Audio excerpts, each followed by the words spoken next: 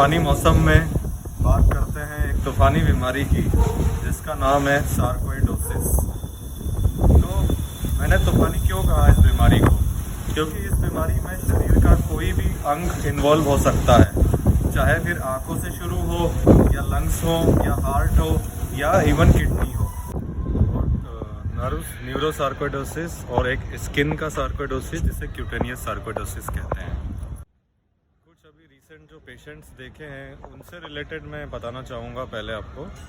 जैसे ocular sarcoidosis में क्या होता है, ब्लरिंग ऑफ विजन, दिखाई कम देना।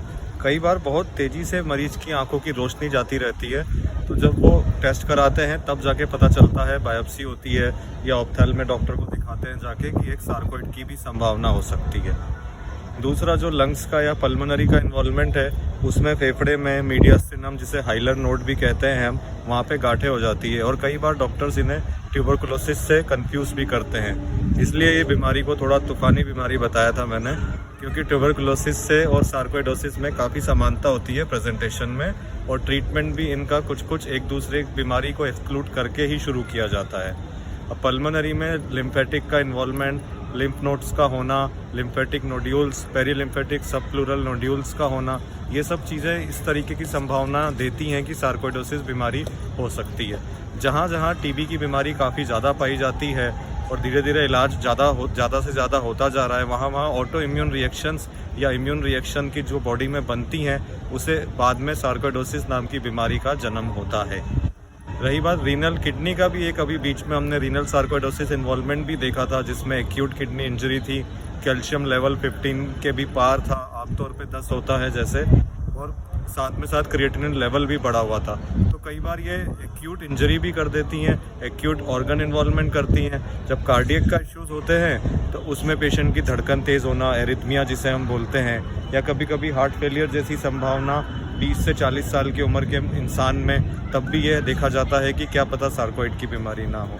लंग्स में, पल्मोनरी में पेशेंट्स को खांसी होना, सांस फूलना, फटीग काफ़ी कॉमन सिम्टम्स है सार्कोइडोसिस का, जिसमें उन्हें थकावट महसूस होती है।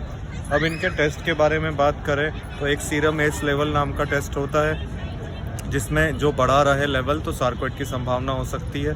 ब्रोंकोस्कोपी, ईबस, TBNS से बायोप्सी ली जाती है। अगर लंग्स की रोक दूं?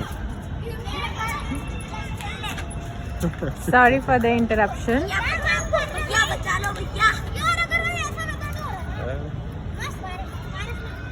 अगर लंग्स और पल्मोनरी की टीबी,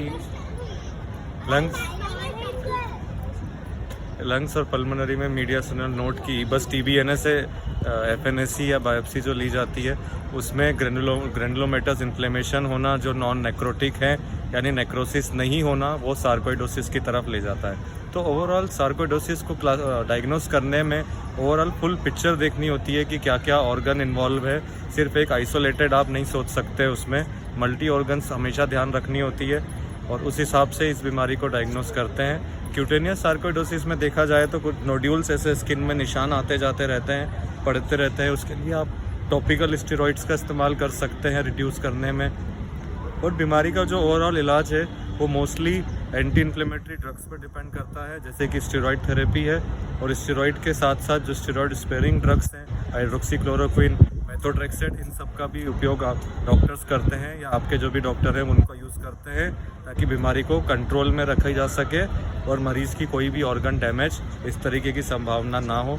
कार्डियक सार्कोइडोसिस में कई बार इम्प्लांट ICD जो एक इंट्राकार्डियक डिफिब्रिलेटर इम्प्लांट भी किया जाता है, जिसमें कि ताकि मरीज़ को अचानक एरिथमिया या इस तरीके के सिम्टम्स ना हो, उनकी हार्ट रेट कंट्रोल में रहे। एक और टेस्ट है जो इसमें कभी कभी प्रिस्क्राइब किया जाता है, जो कि PET-CT है। वो पूरी बॉडी में इन्फ्लेमेशन, FDG अपटेक डिटेक्ट कर लेता है, तो इस हिसाब से आप देख सकते हैं क्या क्या ऑर्गन्स इन्वॉल्व हैं। तो मेन सार्कोइडोसिस के बारे में ये आपको मैंने काफ़ी हद तक समझाने की कोशिश की है। हो सकता है, आशा करता हूँ कि आपको समझ आया होगा सार्कोइडोसिस से रिलेटेड कि आखिर ये तूफ़ानी बीमारी क्यों है। धन्यवाद।